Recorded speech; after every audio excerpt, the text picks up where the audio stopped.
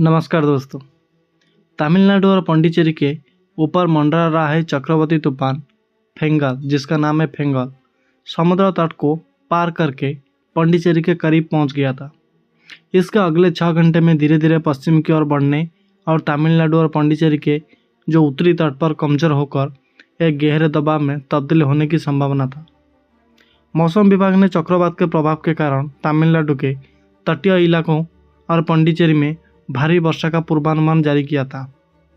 दरअसल दोस्तों, चेन्नई जो कि इसके आसपास के जिले में और पौंडीचेरी में चक्रवात के कारण शनिवार को पूरे दिन बारिश हुई, जिस कारण बस, ट्रेन और हवाई सेवाओं सहित सार्वजनिक परिवहन प्रभावित हुआ। तमिलनाडु के तटीय और पौंडीचेरी के संवेदनशील क्षेत्रों में रहने वाले लोगों को रेस्क्यू टीम द्वारा सुरक्षित आश्रयों में स्थानांतरित किया गया। भारतीय सेना की चेन्नई जो कि गैरिसन बैटालियन को पौंडीचेरी प्रशासन ने शनिवार देर रात करीब 1 बजे बाढ़ वाले क्षेत्रों में बचाव का प्रयास के लिए बुलाया। पौंडीचेरी के कृष्णनगर क्षेत्र में लगभग 500 घरों में फंसे हुए नागरिकों को रेस्क्यू करने के लिए जवानों ने ऑपरेशन चलाया था, जहां कुछ इलाकों में पानी का स्तर लगभग 5 फीट तक पहुंच गया था। जल शराब वाले क्षेत्रों से 100 से अधिक लोगों को बचाया गया है।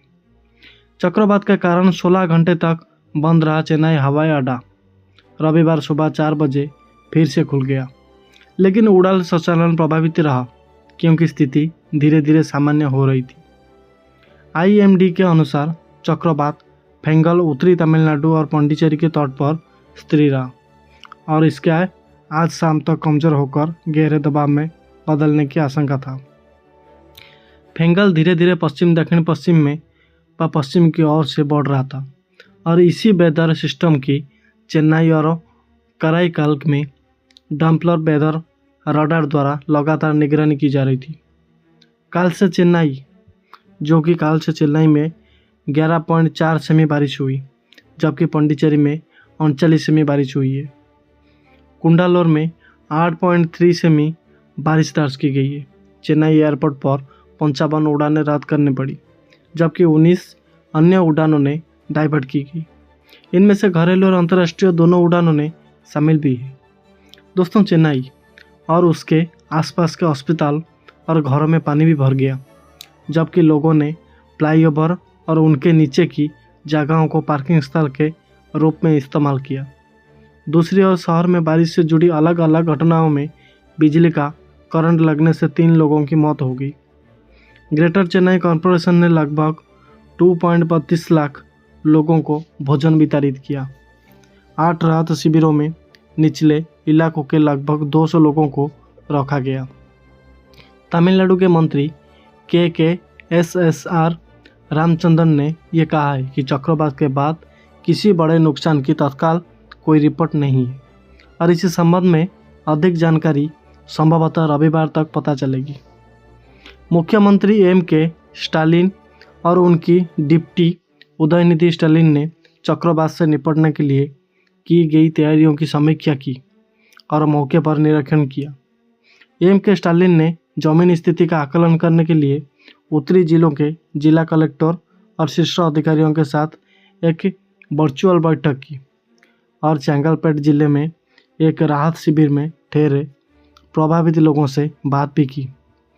दोस्तों, उदयनिधि स्टालिन ने बताया कि चेन्नई में 334 जगह पर जल जमाव हुआ है और पानी की निकासी के लिए युद्ध स्तर पर 1700 मीटर पंप का उपयोग किया जा रहा है।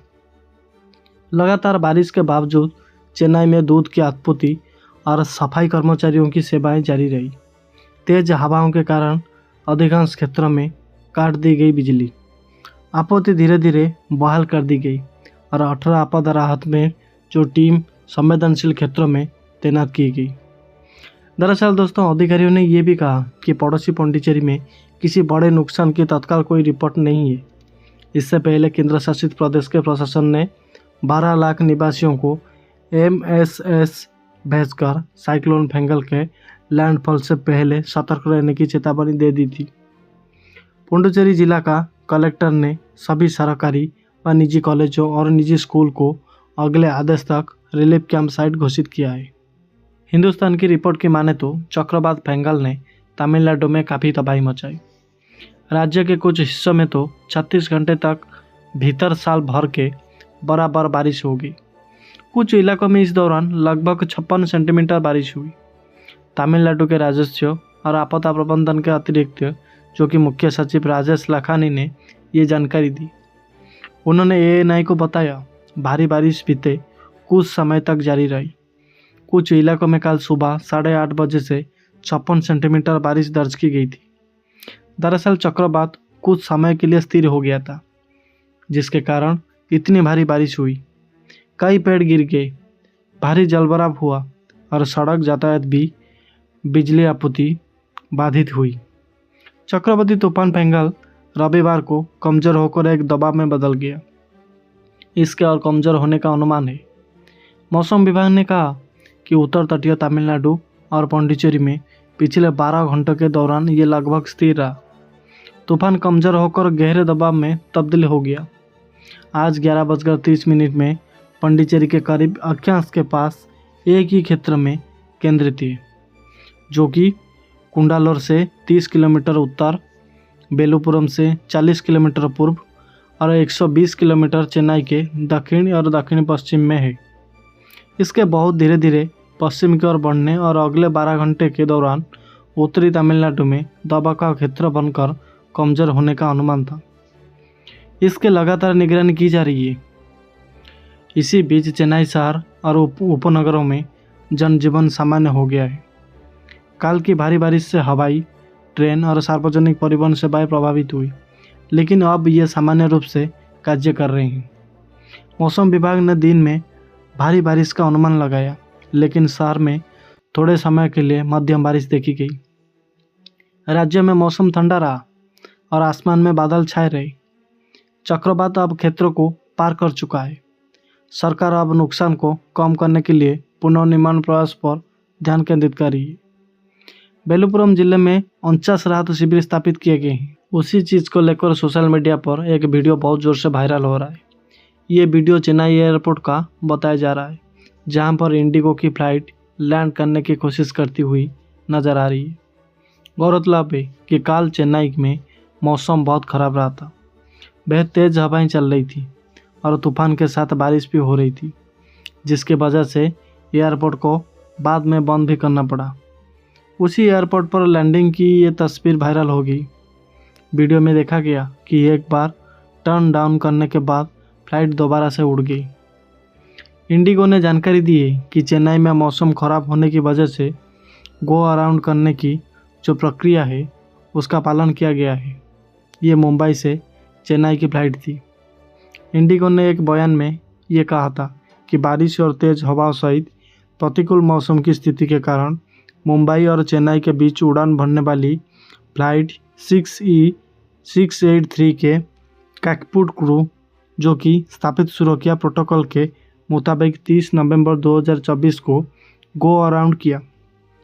तूफान के कारण बाद में चेन्नई एयरपोर्ट को बंद करना पड़ा।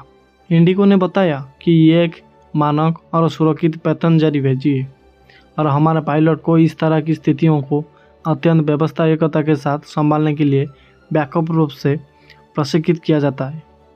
गो अराउंड तब किया जाता है जब सुरक्षित लैंडिंग नहीं हो पाती है, जैसा कि इस उड़ान में मामले में हुआ। हम अपने यात्रियों और विमान और चालक दल के सदस्यों की सुरक्षा के प्रति अपनी प्रतिबद्धता की फिर से पुष्टि करना चाहते हैं।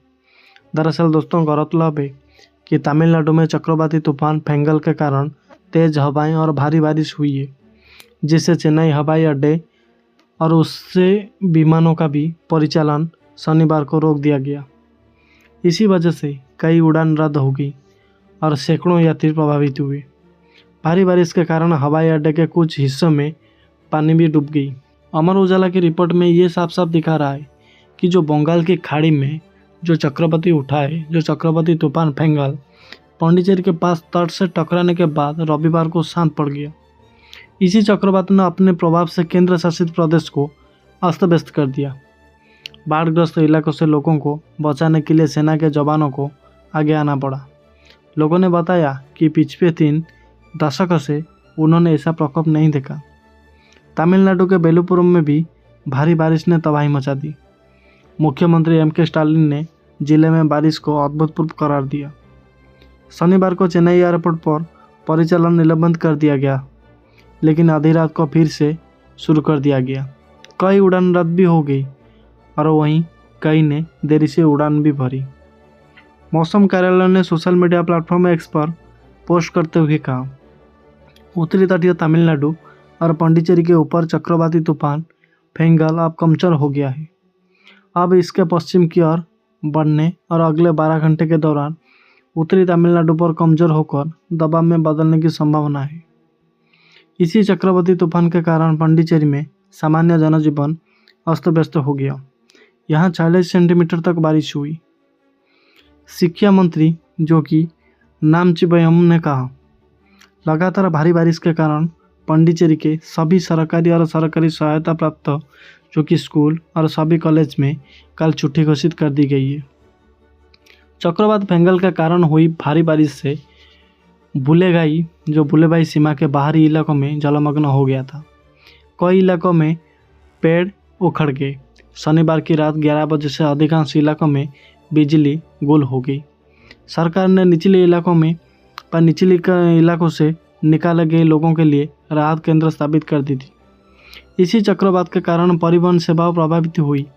पांडिचेरी हेरिटेज राउंड टेबल 167 जैसे स्वैच्छिक संगठन ने राहत शिविरों में रहने वाले लोगों को भोजन के पैकेट की आपूर्ति करने के लिए सरकार के प्रयास में मदद भी की। कुछ प्रभावित स्थानों पर बाढ़ प्रभावित स्थानीय निवासियों को निकालने के लिए नावें तैनात की गई। 32 राहत शिविरों में 1000 से अधिक लोगों को रखा गया है। उन्होंने भोजन और पानी उपलब्ध कराया। रविवार तक 9.10 लाख भोजन पैकेट वितरित किए गए हैं।